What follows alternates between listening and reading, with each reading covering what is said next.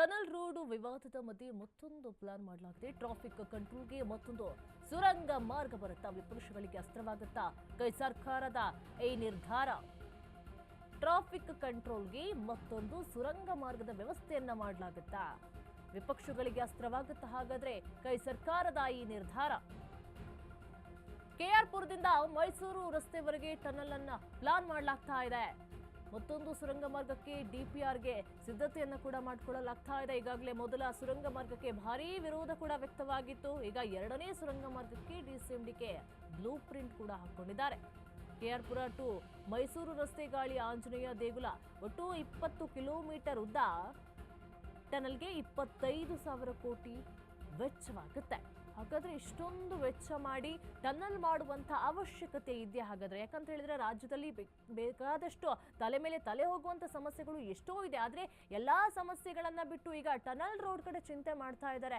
ಒಂದು ಕಡೆ ಹಳೆ ಟನಲ್ ರೋಡ್ಗಳಲ್ಲೂ ಕೂಡ ಡಿಸಿಎಂ ಡಿಕೆಶಿ ಅವರು ಕೂಡ ಹೇಳಿದ್ರು, ಅದು ಕಾರುಗಳನ್ನು ಹೋಗೋದಕ್ಕೆ ಕೂಡ ಟನಲ್ ಅನ್ನು ನಿರ್ಮಾಣ ಮಾಡಲಾಗುತ್ತೆ. ಸುಮಾರು 7 ಕಿಲೋಮೀಟರ್ ಉದ್ದದ ಒಂದು ಟನಲ್ ರೋಡ್ ಅನ್ನ ನಿರ್ಮಾಣ ಮಾಡಲಾಗುತ್ತೆ ಅಂತ ಕೂಡ ಹೇಳಲಾಗಿತ್ತು. ಆ ಟನಲ್ ರೋಡ್ಗೆ ಬಹಳ ವಿರೋಧ ವ್ಯಕ್ತವಾಗಿತ್ತು. ಯಾಕೆ ಅಷ್ಟು ವೆಚ್ಚವನ್ನ ಮಾಡಿ ಟನಲ್ ರೋಡ್ ಅನ್ನ ನಿರ್ಮಾಣ ಮಾಡುವಂತ ಅವಶ್ಯಕತೆ ಆದ್ರೂ ಏನಿದೆ? ಯಾಕಂತ ಹೇಳಿದ್ರೆ ಬೇಕಾದಷ್ಟು ಸಮಸ್ಯೆಗಳಿದೆ. ಎಲ್ಲಾ ಸಮಸ್ಯೆಗಳನ್ನ ಬಿಟ್ಟು ಟನಲ್ ರೋಡ್ ಮಾಡುವಂತ ಅವಶ್ಯಕತೆ ಏನಿದೆ ಅಂತ ಹೇಳಿ ಮೊದಲನೇ ಟನಲ್ ರೋಡ್ ಪ್ಲಾನ್ ಮಾಡಿದಾಗ್ಲೇ ಬಹಳ ಆಕ್ರೋಶ ವ್ಯಕ್ತವಾಗ್ತಾ ಇತ್ತು. ಈಗ 20 ಕಿಲೋಮೀಟರ್ ಉದ್ದದ ಟನಲ್ಗೆ ಸುಮಾರು 25,000 ಕೋಟಿ ವೆಚ್ಚ ಕೂಡ ಆಗುತ್ತೆ. ಅಷ್ಟೊಂದು ವೆಚ್ಚ ಮಾಡಿ ಟನಲ್ ರೋಡ್ ಮಾಡುವ ಅವಶ್ಯಕತೆ ಆದ್ರೂ ಏನಿದೆ? ಟ್ರಾಫಿಕ್ ಕಂಟ್ರೋಲ್ಗೆ ಮತ್ತೊಂದು ಸುರಂಗ ಮಾರ್ಗವನ್ನ ಹಿಡಿದಿದ್ದಾರೆ. ವಿಪಕ್ಷಗಳಿಗೆ ಅಸ್ತ್ರವಾಗುತ್ತಾ ಹಾಗಾದ್ರೆ ಕೈ ಸರ್ಕಾರದ ನಿರ್ಧಾರ ಅಂತ ಹೇಳಿ ಕೂಡ ಕಾದ್ ನೋಡ್ಬೇಕಿದೆ. ಕೆಆರ್ಪುರದಿಂದ ಮೈಸೂರು ರಸ್ತೆವರೆಗೆ ಟನಲ್ ಪ್ಲಾನ್ ಮಾಡಿಕೊಳ್ಳಲಾಗ್ತಾ ಇದೆ. ಇದೊಂದು ವಿಪಕ್ಷಗಳಿಗೆ ಅಸ್ತ್ರವಾಗುತ್ತೆ ಅಂತಾನೆ ಹೇಳ್ಬೋದು. ಮತ್ತೊಂದು ಸುರಂಗ ಮಾರ್ಗಕ್ಕೆ ಡಿಪಿಆರ್ಗೆ ಸಿದ್ಧತೆಯನ್ನು ಕೂಡ ಮಾಡಿಕೊಳ್ಳಲಾಗ್ತಾ ಇದೆ. ಈಗಾಗಲೇ ಮೊದಲ ಸುರಂಗ ಮಾರ್ಗಕ್ಕೆ ಭಾರಿ ವಿರೋಧ ಕೂಡ ವ್ಯಕ್ತವಾಗಿತ್ತು. ಬಿಜೆಪಿಗರಂತೂ ಬೇಡ ಅಂತ ಹೇಳಿ ಆಕ್ರೋಶವನ್ನು ವ್ಯಕ್ತಪಡಿಸ್ತಾ ಇದ್ರು. ಈಗ ಎರಡನೇ ಸುರಂಗ ಮಾರ್ಗಕ್ಕೆ ಡಿಸಿಎಂಡಿಕೆ ಬ್ಲೂ ಪ್ರಿಂಟ್ ಕೂಡ ಹಾಕೊಂಡಿದ್ದಾರೆ. ಕೆಆರ್ಪುರಂ ಟು ಮೈಸೂರು ರಸ್ತೆ ಗಾಳಿ ಆಂಜನೇಯ ದೇಗುಲ.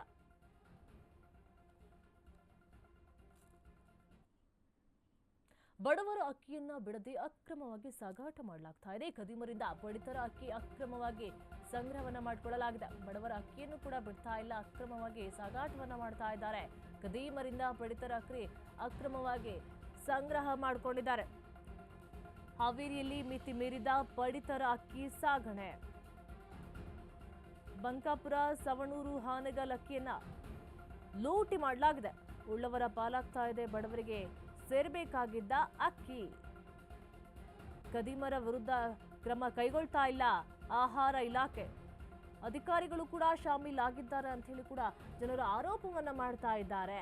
ಬಡವರಿಗೆ ಕೊಡುವಂತ ಅಕ್ಕಿಯನ್ನು ಕೂಡ ಬಿಡ್ತಾ ಇಲ್ಲ, ಅಕ್ರಮವಾಗಿ ಕೆಜಿ ಗಟ್ಟಲೆ ಅಕ್ಕಿಯನ್ನ, ಟನಲ್ ಗಟ್ಟಲೆ ಅಕ್ಕಿಯನ್ನು ಕೂಡ, ಕ್ವಿಂಟಾಲ್ ಗಟ್ಟಲೆ ಅಕ್ಕಿಯನ್ನು ಕೂಡ ಅವರು ಸಂಗ್ರಹ ಮಾಡಿಕೊಂಡು ಮಾರಾಟವನ್ನ ಮಾಡ್ತಾ ಇದ್ದಾರೆ. ಒಂದು ಕಡೆಯಿಂದ ಇನ್ನೊಂದು ರಾಜ್ಯಕ್ಕೂ ದೇಶಕ್ಕೂ ಕಳಿಸ್ತಾರೆ. ಒಟ್ಟಿನಲ್ಲಿ ಅವ್ರು ದುಡ್ಡು ಮಾಡ್ಕೊಳ್ಬೇಕು. ಬಡವರ ಹೊಟ್ಟೆ ಮೇಲೆ ಹೊಡೆದು ಸರ್ಕಾರ ಏನೋ ಬಡವರು ಊಟ ಮಾಡ್ಲಿ, ಅಕ್ಕಿ ಬೆಳೆದಕ್ಕಾಗಲ್ಲ, ತುಂಬಾ ಕಷ್ಟಪಟ್ಕೊಂಡಿರ್ತಾರೆ, ಕೂಲಿ ನಾಲಿ ಮಾಡಿ ಜೀವನವನ್ನ ಸಾಗಿಸ್ತಾ ಇರ್ತಾರೆ, ಒಂದು ಹೊತ್ತು ಊಟಕ್ಕೂ ಕೂಡ ಕಷ್ಟಪಡೋರು ಇರ್ತಾರೆ. ಅಂಥವ್ರಿಗೆಲ್ಲರಿಗೂ ಕೂಡ ಸಹಕಾರ ಆಗ್ಲಿ ಅಂತ ಹೇಳಿ ಏನೋ ಸರ್ಕಾರ ಅನ್ನಭಾಗ್ಯ ಯೋಜನೆಯನ್ನ ಕೊಟ್ರೆ, ಆ ಅನ್ನಭಾಗ್ಯ ಯೋಜನೆಗೂ ಕೂಡ ಕಲ್ಲು ಹಾಕ್ತಾ ಇದ್ದಾರೆ. ಕೇವಲ ಇದೊಂದು ಹಾವೇರಿಯಲ್ಲಿ ಮಾತ್ರ ಕಂಡುಬಂದಂತಹ ದೃಶ್ಯಾವಳಿಗಳು ಅಲ್ಲ, ರಾಜ್ಯದ ನಾನಾ ಜಿಲ್ಲೆಗಳಲ್ಲೂ ಕೂಡ ಇದೇ ರೀತಿಯಾಗಿ ಅಕ್ರಮವಾಗಿ ಅಕ್ಕಿ ಸಾಗಾಟವನ್ನ ಮಾಡ್ತಾ ಇದ್ದಾರೆ. ಆದ್ರೆ ಕೆಲವೊಂದು ಪ್ರಕರಣಗಳು ಬೆಳಕಿಗೆ ಬರುತ್ತೆ, ಇನ್ನು ಕೆಲವು ಕೂಡ ಅವರು ದುಡ್ಡು ಮಾಡ್ಕೊಂಡು ಜೀವನವನ್ನ ನಡೆಸ್ತಾ ಇರ್ತಾರೆ. ಇದರಲ್ಲಿ ಅಧಿಕಾರಿಗಳು ಕೂಡ ಶಾಮೀಲಾಗಿದ್ದಾರೆ ಅಂತ ಹೇಳಿ ಕೂಡ ಜನರು ಆರೋಪವನ್ನ ಮಾಡ್ತಾ ಇದ್ದಾರೆ.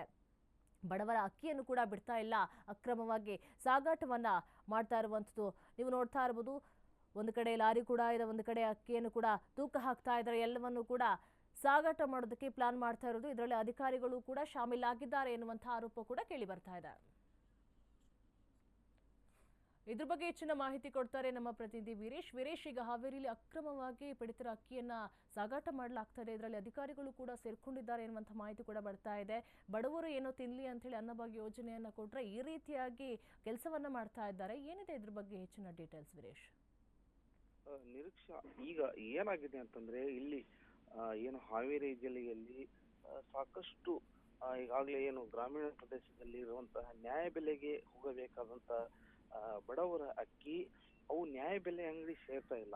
ಅದರ ಬದಲಾಗಿ ಏನು ಈಗಾಗಲೇ ಖದೀಮರ ಗೋಡಾವಣೆ ಸೇರ್ತಾ ಇದೆ. ಇಲ್ಲಿ ಏನಾಗಿದೆ ಅಂದ್ರೆ ಅಧಿಕಾರಿಗಳು ಕೂಡ ಇದರಲ್ಲಿ ಶಾಮೀಲಾಗಿದೆ.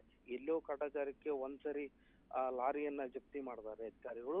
ನಂತರ ಉಳಿದ ಏನು ಲಾರಿಗಳನ್ನ ಹಾಗೆ ಅವರೇ ಬಿಟ್ಟು ಖದೀಮರ ಒಂದು ಗೋಡೌನ್ಗೆ ಸೇರುವಂತದ್ದು. ಹೀಗಾಗಿ ಇಲ್ಲಿ ಸರಿಯಾಗಿ ಇದುವರೆಗೂ ಬಡವರಿಗೆ ಅಕ್ಕಿ ಸೇರ್ತಾ ಇಲ್ಲ.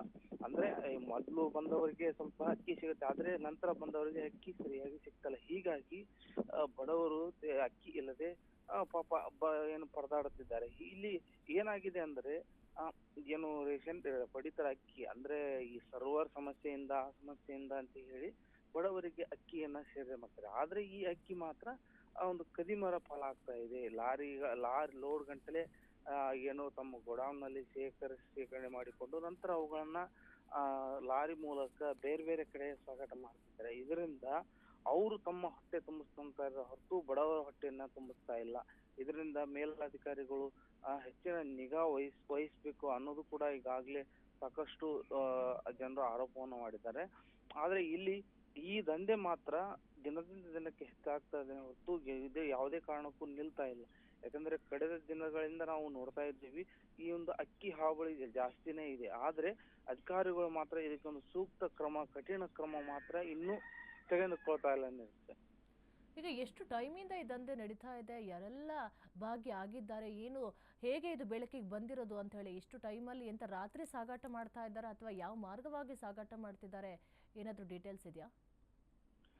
ಖಂಡಿತ. ಈಗ ಏನಂತಂದ್ರೆ ಈಗ ಇವರು ಏನು ಈಗಾಗ್ಲೇ ಅಕ್ಕಿ ಏನು ಸಾಗಾಟ ಮಾಡೋರು ಬೇರೆ ಬೇರೆ ಅಂದ್ರೆ ಲಾರಿಗಳಲ್ಲಿ, ಈಗ ಲಾರಿ ಯಾವ ರೀತಿ ಇರುತ್ತೆ ಅಂತಂದ್ರೆ ಯಾವುದೋ ಒಂದು ಲೋಡ್, ಯಾವುದೋ ಒಂದು ಮೆಟೀರಿಯಲ್ ಹೋಗ್ತಾ ಇರಬಹುದು ಅನ್ನೋ ರೀತಿಯಲ್ಲಿ ಅವುಗಳನ್ನ ಲೋಡ್ ಮಾಡಿ ಸಾಗಾಟ ಮಾಡ್ತಾರೆ. ಅಂದ್ರೆ ಆ ಅಧಿಕಾರಿಗಳಿಗೆ ಅಥವಾ ಸಂಬಂಧಪಟ್ಟವ್ರಿಗೆ ಗೊತ್ತಾಗದ ಹಾಗೆ ಲೋಡ್ಗಳನ್ನ ಮಾಡ್ತಾರೆ. ಓಕೆ, ಥ್ಯಾಂಕ್ ಯು ವೀರೇಶ್ ನಿಮ್ಮೆಲ್ಲ ಮಾಹಿತಿಗಾಗಿ.